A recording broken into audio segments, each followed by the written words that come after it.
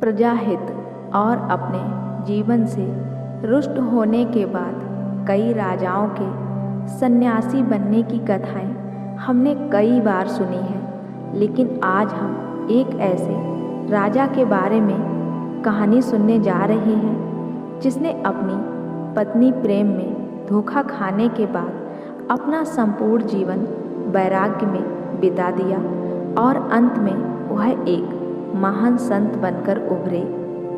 बहुत समय पहले की बात है, जब उज्जैनी नगर में राजा गंधर्व सेन हुआ करते थे। राजा गंधर्व सेन की 2 पत्नियां थीं, जिनसे पहली पत्नी से उनके पुत्र का नाम भर्तृहरि और दूसरी पत्नी से उनके पुत्र का नाम विक्रमादित्य था। समय के चक्र में जब राजा गंधर्व सेन वृद्ध हो गए तो उन्होंने अपने बड़े पुत्र भर्तृहरि को राजपाट सौंप दिया और स्वयं सुखपूर्वक अपनी वृद्धावस्था व्यतीत करने लगे। भर्तृहरि के राजा बनने के बाद प्रजा की खुशियों का कोई ठिकाना नहीं था।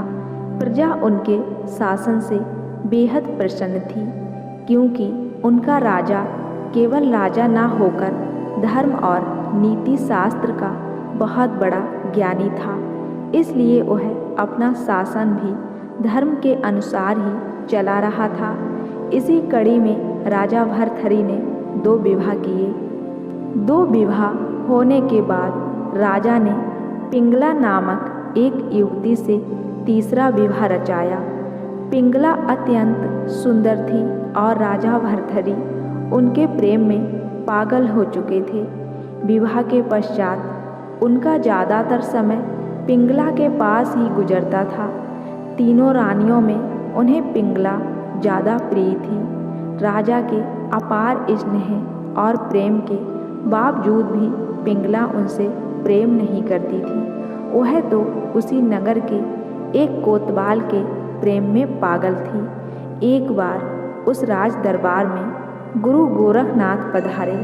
अपने महल में गुरु के आगमन के बाद राजा ने उनका खूब आदर सत्कार किया और उनकी खूब सेवा की। कई दिनों तक गुरु गोरखनाथ दरबार में ही रहे।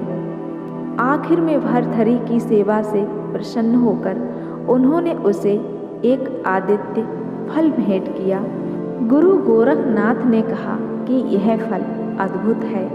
यदि तुम इसका सेवन करोगे तो हमेशा तुम जवान बने रहोगे और कभी बुढ़ापा तुम्हारे निकट भी नहीं आएगा। राजा ने सोचा कि मैं तो राजा हूँ, मुझे इस फल की क्या आवश्यकता, लेकिन यदि यह फल पिंगला खा लेगी तो वह सदा इसी प्रकार सुंदर बनी रहेगी। इसलिए राजा ने वह फल अपनी रानी पिंगला को जाकर दे दिया।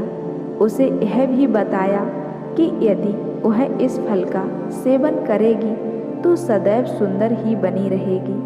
पिंगला ने सोचा कि यदि यह फल मैं अपने प्रेमी कोतवाल को दे दूं तो वह सदैव मुझसे इसी प्रकार से प्रेम करेगा।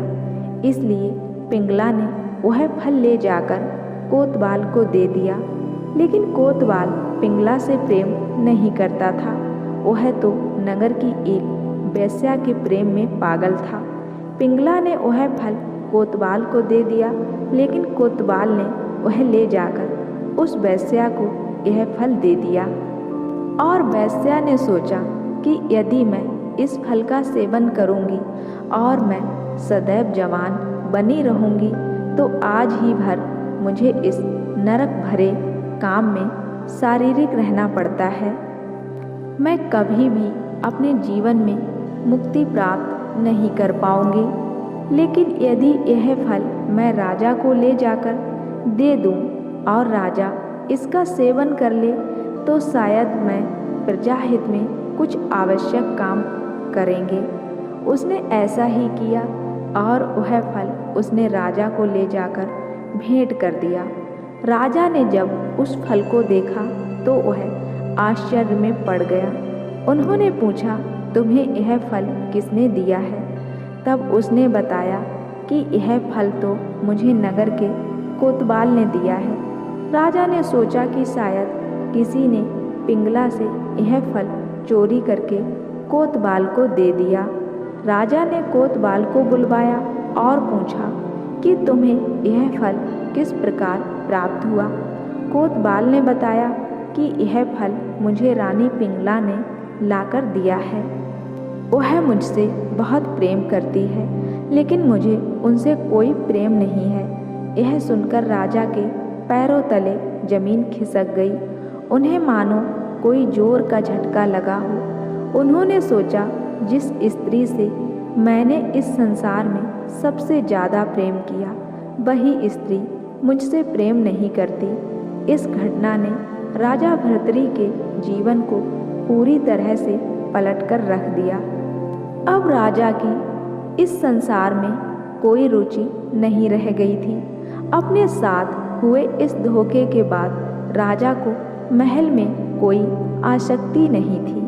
उन्होंने राजमहल त्याग कर वैराग्य ग्रहण करने का निश्चय किया।